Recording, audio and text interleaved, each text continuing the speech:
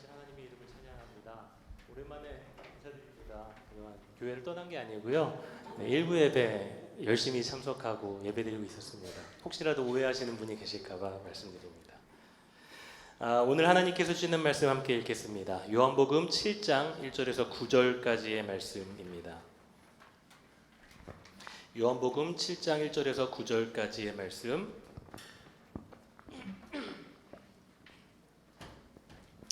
1절 말씀 제가 읽고 여러분이 또 읽어주시고 마지막 절은 함께 읽도록 하겠습니다. 그 후에 예수께서 갈릴리에서 다니시고 유대에서 다니려 아니하심은 유대인들이 죽이려 함이로라. 유대인들의 명절인 초막절이 가까운지라. 그 형제들이 예수께 이르되 당신이 행하는 일을 제자들도 보게 여기를 떠나 유대로 가소서.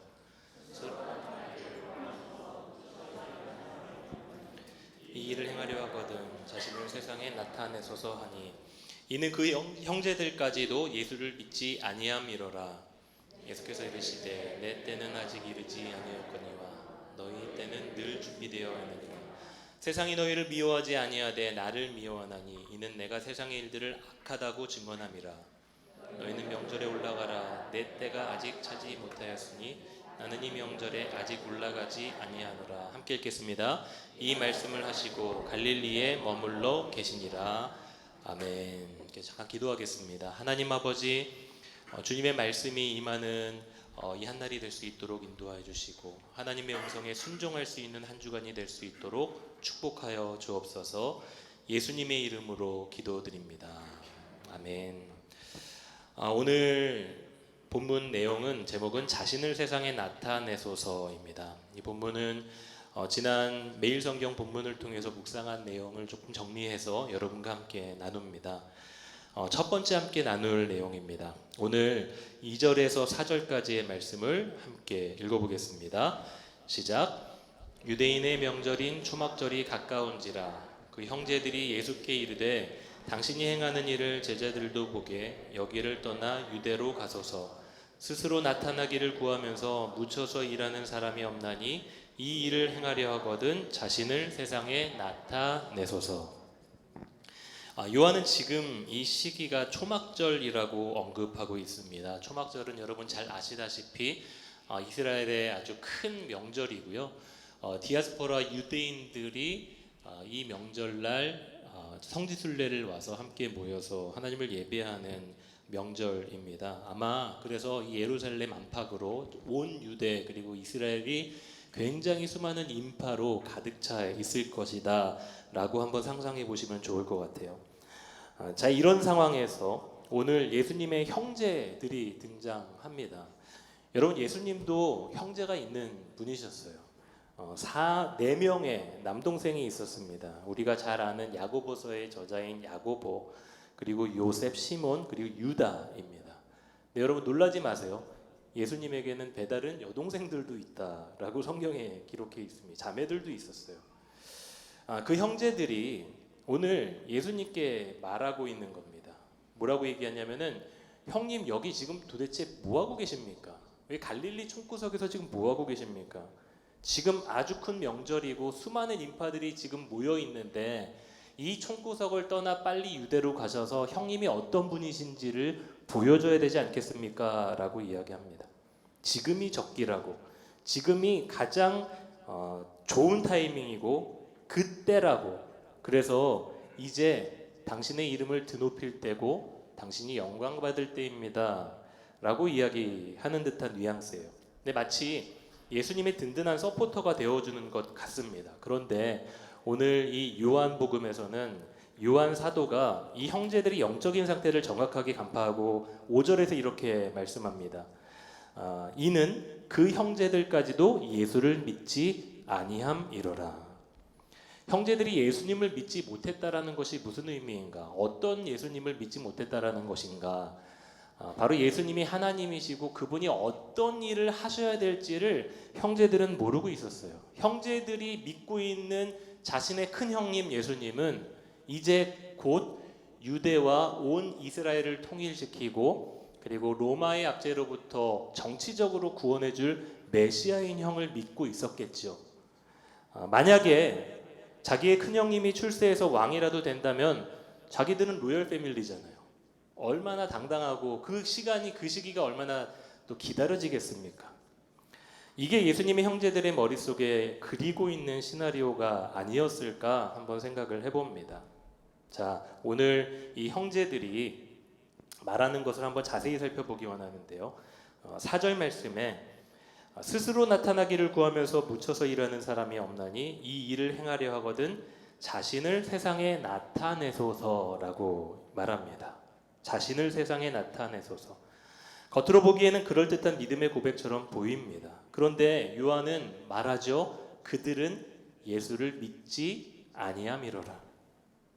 형제들은 자신들이 세상에 드러나고 싶은, 자신이 출세하고 싶고 자신이 영광받고 싶은 그 마음을 자신의 형님 예수님에게 투영하고 있는 거예요. 본문을 묵상을 한번 해봤습니다. 자신을 세상에 나타내소서. 오늘날로 말하면 자신을 세상에 드러내십시오 라고 표현할 수가 있겠죠. 이 말은 사실 어떻게 보면 오늘날 세상이 우리에게 던지는 굉장히 중요한 메시지입니다. 20년 전에는, 제가 지금보다 좀 젊었을 때는 싸이월드라는 게 유행을 했었어요. 사진을 올리고 내가 어떻게 사는지, 내가 어떤 생각을 하는지. 근데 오늘날은 SNS의 발달로 페이스북이나 인스타그램으로 많은 청소년부터 또 젊은이들까지 많이 활용을 하죠. 그리고 자기 자신을 그 공간 안에서 어필합니다. 쇼츠를 만들어서 사람들의 구독과 좋아요를 유도하기도 하고, 저희 둘째도 유튜버를 꿈꾸고 유튜브를 만든 적이 있습니다. 5명이 됐는데 너무 좋아하더라고요. 5명에서 멈췄습니다. 결국엔 안 해요. 자신을 어필할 수 있어요. 그리고 이거를 통해서 잘만 하면은 떡상을 할 수 있다라는 생각을 갖죠. 인플루언서가 되고 영향을 미칠 수 있을 것이다. 그래서 세상은 말합니다. 암묵적으로 우리에게 늘 얘기하는 것이 당신을 세상에 드러내라는 겁니다. 당신을 세상에 드러내라. 당당하게, 자신 있게. 그래서 성공해라. 부모님들이 자녀들에게 원하는 모습도 이와 다를 바 없어요. 내 자식이 좋은 대학, 좋은 직장 보내려는 이유는 입신양명. 아이가 이름을 떨치고 이름을 빛내고 그리고 성공하고 돈 벌고 그렇게 하면 행복해질 것 같고, 마치 부모가 가지고 있는 바람을 우리 자녀들에게 투영해서 우리 아이들이 그렇게 살지 못하면 마치 인생이 초라해질 것 같은 생각을 합니다.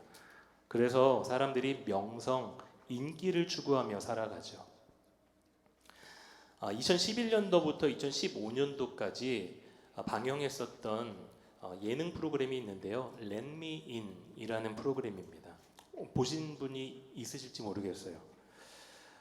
외모 컴플렉스에 있는 여성들을 성형수술을 해서 완전히 새 사람으로 만들어주는 거예요. 그래서 그 외모에 대한 열등감을 가지고 소심하게 살아가는 사람들을 바꿔줍니다. 그래서 당당하게 살아가게 하는 것. 그래서 실제로 이 프로그램에 적혀있는 설명이 어떻게 되어 있냐면은 오디션을 통해 선발된 지원자들의 자존감을 향상시켜주는 프로그램이다라고 써있더라고요.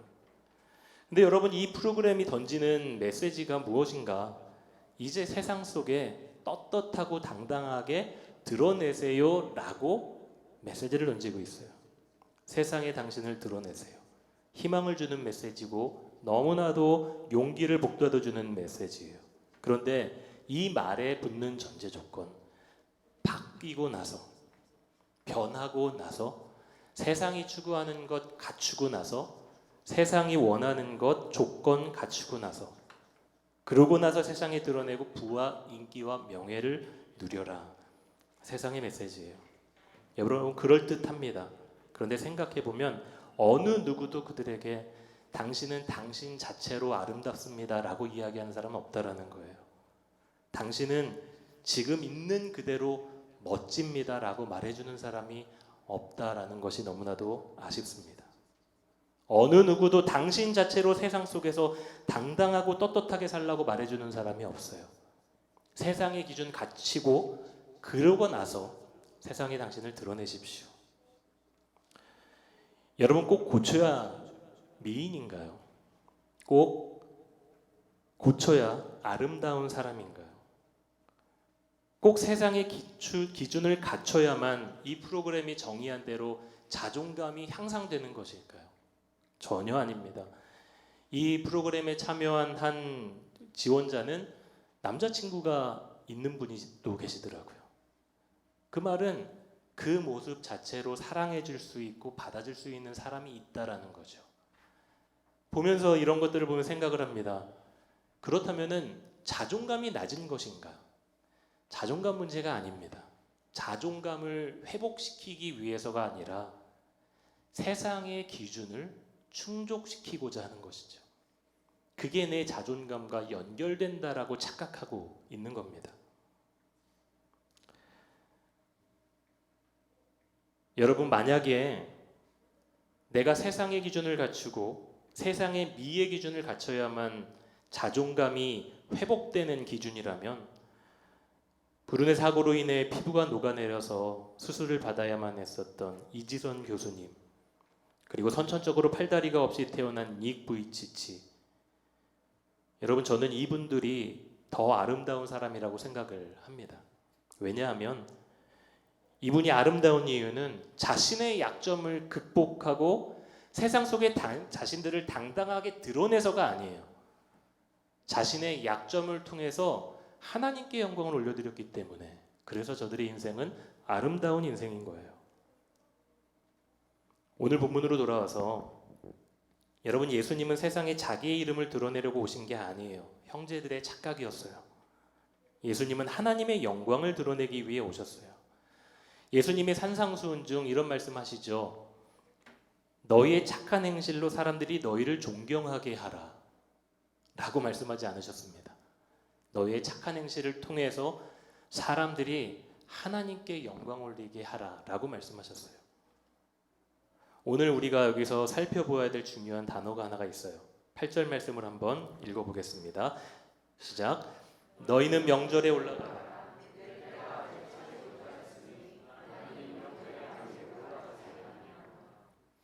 여기서 내 때가 아직 차지 못하였다라고 기록할 때 이 때라는 것은 보통 시간을 의미하는 호라라는 헬라어 단어가 있는데요. 이 그리스어 단어가 아니라 카이로스라는, 여러분 잘 아시는 하나님의 시간, 하나님이 개입하시는 그 시간을 말하는 단어이죠. 주님은 늘 하나님의 타임테이블에 따라 움직이셨습니다. 형제들의 타임테이블은 지금입니다. 왜냐하면 지금이 세상 가운데 드러내고 우리를 출세시켜 줄 수 있는 기가 막힌 타이밍이기 때문에 그렇죠. 맞습니다. 그러나 주님은 형제들의 때가 아니라 하나님의 타임테이블에 순종하며 사셨어요. 자신을 스스로 나타내 영광 받으려 하지 않으셨습니다. 그분의 때를 기다리며 순종하셨어요. 그리고 그 결국이 바로 십자가죠. 예수님의 십자가는 굉장히 초라한 사건입니다. 영광스럽다라는 것은 오늘 우리가 고백하는 고백이지만 당시에 예수님의 십자가는 잔인하고 초라한 사건이었어요. 그런데 그렇게 예수님이 하나님의 때를 선택하고 순종했을 때 놀랍게도 하나님은 이렇게 예수님을 높여주십니다. 빌립보서 2장 9절 말씀입니다. 우리 큰 목소리로 읽어보겠습니다. 이러므로 하나님이 그를 지극히 높여 모든 이름 위에 뛰어난 이름을 주사 하늘에 있는 자들과 땅에 있는 자들과 땅 아래에 있는 자들로 모든 무릎을 예수의 이름으로 꿇게 하시고 모든 입으로 예수 그리스도를 주라 시인하여 하나님 아버지께 영광을 돌리게 하셨느니라. 아멘. 여러분, 그래서 오늘 예수님의 결정이 무엇인가? 이 하나님의 때, 하나님의 뜻을 알고 계신 예수님께서 하신 결정, 오늘 9절 말씀, 이 말씀을 하시고 갈릴리에 머물러 계시니라. 예수님은 출세의 길을 떠나 가지 않으셨어요. 예수님은 그냥 그 가난한 촌구석인 갈릴리에 머물러 계셨어요. 스스로 자신을 세상에 드러내지 않으셨습니다. 이것이 오늘 예수님이 사도 요한을 통해서 우리에게 주는 메시지입니다. 자, 그렇다면 이걸 우리의 삶에 어떻게 적용해야 되는가? 이 질문에 대해 베드로 사도가 우리에게 정확한 답을 줍니다. 베드로전서 5장 6절 말씀입니다. 시작.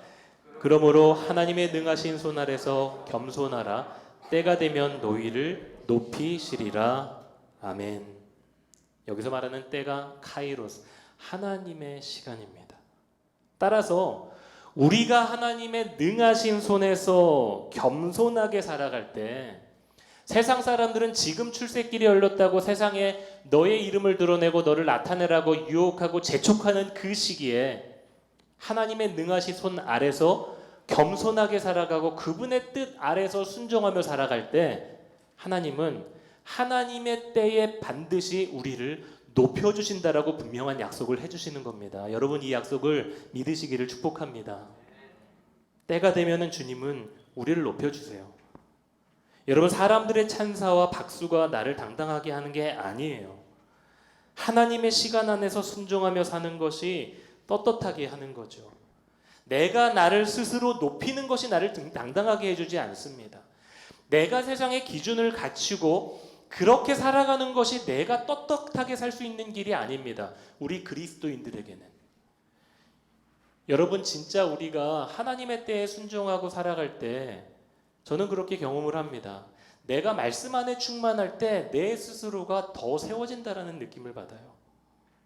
그저 하나님이 우리에게 허락하신 시간 속에서 겸손할 때, 하나님의 타임테이블을 신뢰하며 그 시간 안에서 순종하며 살아갈 때, 때가 되면 하나님은 우리를 높여주시는 줄로 믿습니다. 여러분, 그 날을 함께 기다리시기 바랍니다. 때로는 형제들의 유혹이 있습니다. 지금 드러낼 때입니다. 지금 갖출 조건 다 갖출 때입니다. 하지만 우리는 오늘 하나님의 음성을 듣습니다. 하나님의 때를 기다리고 그 시간 안에 잠잠히 머물라. 때가 되면 내가 너를 높일 것이다. 하나님이 우리에게 이 음성을 들려주시는 거예요. 두 번째 묵상한 내용을 여러분과 함께 나누고 싶습니다. 오늘 7절 말씀인데요. 한번 읽어보겠습니다. 시작. 세상이 너희를 미워하지 아니하되 나를 미워하나니 이는 내가 세상의 일들을 악하다고 증언함이라. 예수님이 이렇게 말씀하시는 겁니다. 세상이 너희를 미워하는 게 아니야. 세상은 나를 미워하는 거야. 그렇죠. 세상은 예수님을 미워합니다. 맞습니다. 근데 오늘날을 보면은 정반대예요. 믿지 않는 분들이랑 얘기를 하게 되면은 성경 이야기, 교회 이야기를, 제가 목사인 거를 알게 되면은 늘 이런 얘기를 해주세요. 예수라는 분은 진짜 좋은 분인 것 같다고. 물론 그분들의 기준 안에서. 근데 오늘날은 예수님이 미움받아서 우리가 미움받는 시기가 아니라 우리가 그리스도인답지 않게 살기 때문에 오히려 예수님을 미워하는 시기가 된 것 같죠. 말씀을 제대로 살아내지 못하는 우리 그리스도인들을 보고 사람들이 비판합니다. 물론 겉으로는 그렇게 하지 않아요. 오늘 현대 사회에서는 적당히 포장된 교양과 표정과 언어로 말해요. 하지만 어느 순간 기독교인들이 윤리적인 실수를 했을 때, 그것이 언론에 부각될 때면 거침없이 조롱합니다. 그런데 우리는 겉으로 보기에 세상이 우리를 미워하지 않기 때문에 우리에게 꽤나 호의적이라고 착각합니다. 그래서 우리에게 호의적인 세상을 우리에게도 호의적으로 대해요. 그런데 분명한 사실은 그 세상은 반드시 나를 버린다는 것입니다. 그 세상은 반드시 나를 배신해요. 예전에 자주 들었었던 가요 중에 메시지가 참 좋았었던 가요가 있어요. 괜찮아, 잘 될 거야. 너에게 눈부신 미래가 있어. 너무나도 희망을 주는 메시지예요. 근데 여러분, 생각해보면 정말 잘 되고 있는 건가? 그런 생각을 많이 합니다. 세상 돌아가는 현상을 보면 더 잘 안 되어가고 있는 모습이에요. 여러분, 오늘날 세상 속에서 배신당하고 버림받는 사람들이 얼마나 많은지 모릅니다. 믿었던 남편, 믿었던 부모에게 버림받습니다. 믿었던 목회자, 믿었던 비즈니스 파트너, 믿었던 친구에게 배신당합니다. 여러분, 좋아하는 찬양이나 음악들이 있으시잖아요. 그거를 한번 알람으로 설정해 보시기 바랍니다. 처음엔 저도 제가 가장 좋아했었던 잔잔하고 은혜로운 찬양이 있었는데 그 찬양을 알람으로 설정했어요. 너무 좋으니까. 새벽에 일어나서 그 알람을 들으면서 깨니까 은혜롭고 너무나도 하루가 좋더라고요. 근데 시간 지나면서 너무 싫어지더라고요. 그 음악을 들을 때마다 마치 새벽에 빨리 일어나야 될 것 같고, 내가 마치 지금 빨리 피곤한데 빨리 뭔가를 해야 될 것 같은 어떤 그런 강박관념이 생기더라고요. 그래서 안 듣습니다. 여러분, 세상은 언젠가는 나를 배신합니다. 그것이 그리스도인이라고 할지라도 목회자이라고 할지라도 예외는 없어요. 믿었던 세상은 언젠가 나를 버릴 수밖에 없어요. 인간이기 때문에. 그래서 예수님은 그 세상의 이중성을 꿰뚫어 보고 계셨던 거죠.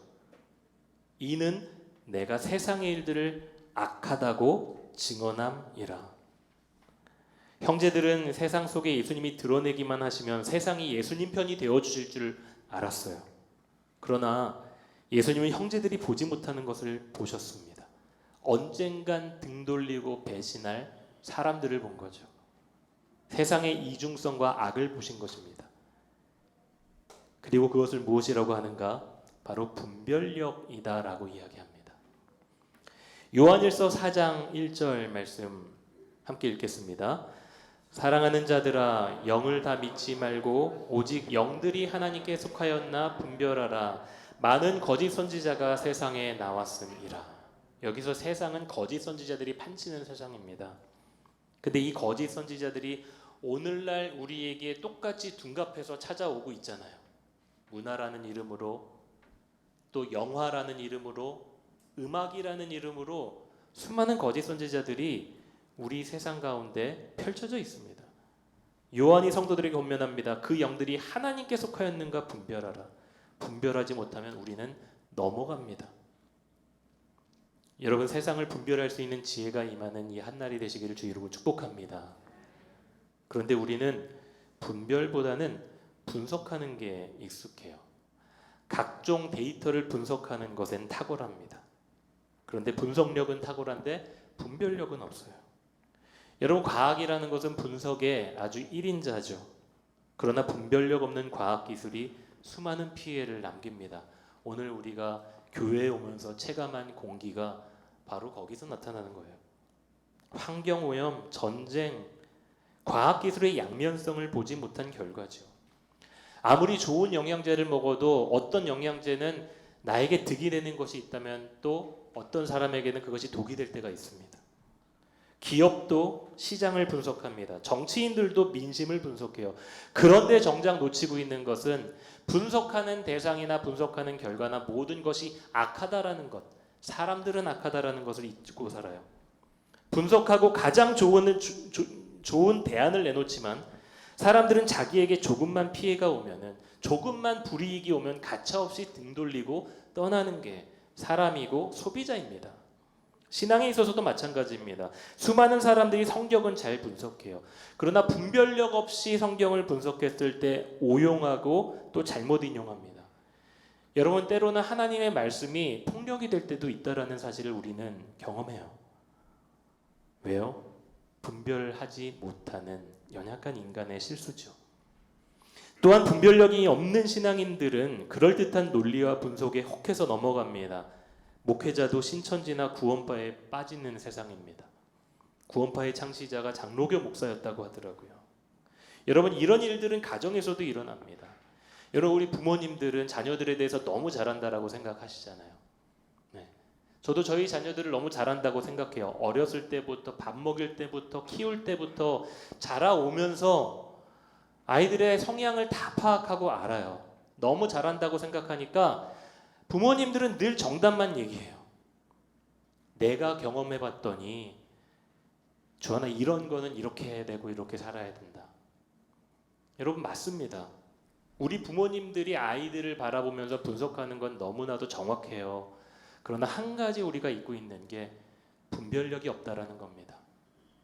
내 자녀가 어떤 아픔을 갖고 있는지, 내 자녀가 학교에서 어떤 아픔과 상황 속에 놓여 있는지, 또한 이 자녀를 향한 하나님의 진짜 기뻐하시는 뜻이 무엇인지 우리는 그거를 아무것도 모르고, 아니 관심조차 없이 그냥 세상의 가치와 기준대로 아이들을 양육하고 분별력 없이 살아납니다. 내가 분석한 대로 아이들에게 가르치면 아이들이 잘 자라줄 줄 알았는데 내 생각과는 전혀 다른 방향으로 가는 모습을 보게 되는 것이죠. 여러분, 오늘 요한이 자신의 서신을 통해서도, 오늘 요한복음을 통해서도 성도들에게, 그리고 우리들에게 도전하는 것은 무엇인가? 이제는 분별하라는 것입니다. 분석은 이미 지나칩니다. 너무나도 많아요. 이제는 시대의 흐름을 분별하고 무엇이 하나님 앞에 선하시고 악한 것인지, 그리고 그것을 볼 수 있고 하나님의 뜻대로 그것을 선택할 수 있는 분별력이 필요한 시대라는 것. 우리는 그런 분별력이 필요한 시대를 살아가고 있어요. 지난 한 세기 동안 여러분 잘 아실 수 있습니다. 필름과 카메라 시장의 90%를 독점해왔었던 기업이 있어요. 바로 코닥이라는 기업입니다. 이 거대한 기업이 2012년에 문을 닫았습니다. 처음 디지털 카메라를 개발했었던 기업이 코닥입니다. 그런데 이 코닥이 이 디지털 카메라의 사업을 벌인 이유는 무어의 법칙이라는 하나의 분석 때문이었습니다. 인텔의 창립자인 고든 무어가 18개월, 1년 6개월마다 이 메모리 반도체의 집적도가 2배씩 증가한다라고 발표를 한 거예요. 그렇게 분석을 한 거죠. 이 분석에 따르면은 디지털 카메라가 상용되기 위해서는 굉장히 오랜 시간이 걸려야 한다고 합니다. 당시에 이 디카의 화소가 0.01 메가픽셀이었는데 이게 1년 반 이후에 2배가 늘어나봤자 0.02 픽셀밖에 안 되는 거죠. 거기다가 당시의 기술로는 0.01 메가픽셀의 흑백 사진을 컴퓨터에 저장하는 데만 23초 이상이 흐른다고 합니다. 결국에는 코닥은 판단한 겁니다. 이 분석을 놓고 상용성이 없고 그리고 상업성이 없다. 그래서 그것을 포기하죠. 그런데 그들의 분석과는 전혀 다른 결과가 파생됩니다. 디지털 화소 기술이 기하급수적으로 발달한 겁니다. 계속해서 기하급수적으로 발달돼서 오늘날 우리가 사용하고 있는 카메라의 기술이 된 거죠. 결국 코닥은 시대의 변화에 따라가지 못해서 경쟁력을 잃고 문을 닫고 만 거예요. 문제, 산술적인 계산으로 분석은 잘 했지만 시대를 읽고 따라갈 수 있는 분별력은 없었던 것이죠. 오늘 본문으로 돌아와서 예수님은 지금 우리에게 이 세상을, 이 세대를 분별할 것을 요청하십니다. 예수님은 자기에 대한 세상의 환호와 자기에 대한 세상의 찬사와 박수를 있는 그대로 보지 않으셨어요.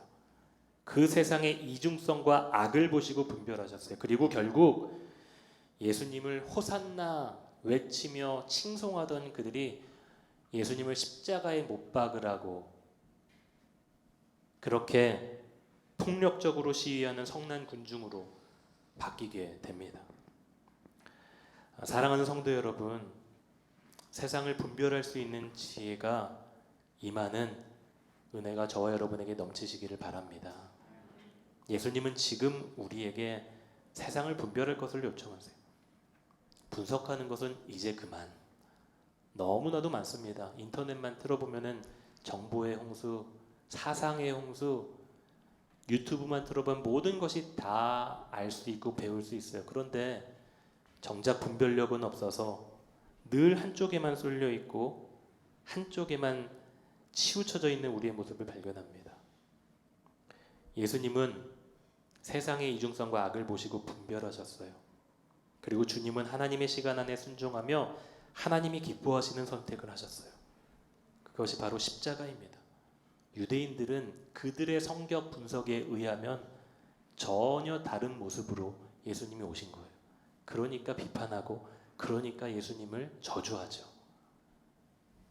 근데 하나님의 뜻을 분별하신 예수님은 끝까지 형제들의 재촉에도 불구하고 유혹에도 불구하고 십자가의 길을 선택하시는 하나님의 때를 신뢰하시는 선택을 하셨던 것이죠.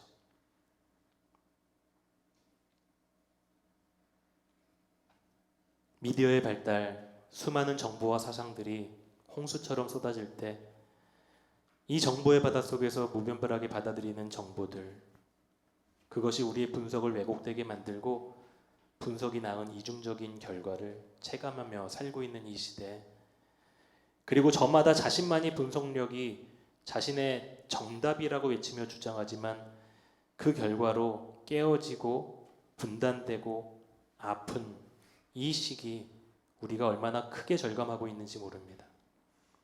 여러분, 이 시대는 우리의 탁월한 경험과 지식으로 해석하는 분석이 아닌 무엇이 옳고 그른지 하나님의 뜻이 어떤 것인지를 분명하게 알아야 하는 분별이 필요한 시대입니다.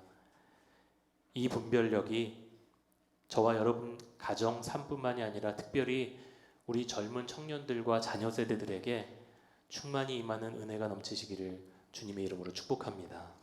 아멘. 우리 말씀을 기억하며 함께 기도하시겠습니다.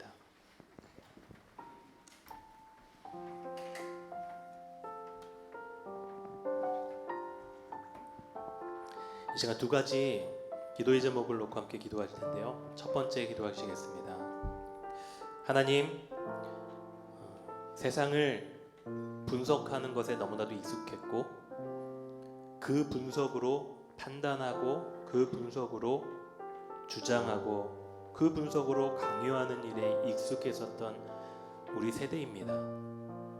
하나님, 그러나 분별하지 못했었던 나의 삶을 회개합니다. 분별하지 못해서 상처 주고 분별하지 못해서 잘못된 선택을 하는, 세상의 이중성을 바라보지 못하고 무분별하게 받아들여 하나님, 나의 영혼을 망치고 나의 가정을 망치고 나의 세상을 망치게 되는 일들이 하나님, 우리의 삶 가운데 너무나도 절감하며 체감하며 살아가고 있는데, 주님, 무분별한 이 세대 속에서 하나님의 말씀을 정확히 분별하고 주님의 시간, 주님의 때를 분별하며 그 주님의 시간 아래서 겸손하게 살아갈 수 있는 우리의 삶이 되도록 주여 신실하게 인도하여 주시고 동행하여 주옵소서. 이 분별력이 오늘 우리에게 임하기 원합니다. 이 분별력이 우리 자녀들에게 임하기를 원합니다. 하나님, 세상의 풍파 속에서 무엇이 하나님의 뜻인지를 더 헷갈려하는 이 시대입니다. 우리 아이들이 결코 세상에 휩쓸리지 않고 마음과 뜻을 새롭게 함으로 하나님의 기뻐하시고 온전하신 뜻이 무엇인지를 분별하여 알 수 있는 우리의 자녀, 우리의 젊은이들이 될 수 있도록 주여 축복하여 주시옵소서. 또 한 가지 기도하실 때, 하나님, 이제는 나의 있는 그대로를 사랑하시는 하나님을 신뢰하고 싶습니다. 세상의 기준이 갖춰져야만 나를 피력할 수 있고 나를 어필할 수 있다라는 세상의 음성 속에 하나님 순응하지 않게 도와주시고 하나님의 때에 능하신 손 아래서 겸손하게 주님의 때를 기다리며 나 스스로를 세상 가운데 드러내는 삶이 아니라 주님이 나를 높여주시는 그 시간을 기다릴 수 있는 믿음의 사람 되게 인도하여 주옵소서. 인내하게 하여 주십시오. 참을 수 있도록 인도하여 주십시오. 분별하며 주님의 때를 기다리며 그렇게 주의 말씀에 순종하며 살아갈 수 있는, 세상 속에 드러내는 것이 아니라 하나님의 말씀 앞에 내 인생을 드러낼 수 있는 삶이 되도록 주여 동행하여 주시고 인도하여 주시옵소서. 그렇게 이 두 가지 기도 제목들을 주님 앞에 올려드리며 함께 기도하며 나아가도록 하겠습니다. 함께 기도하시겠습니다.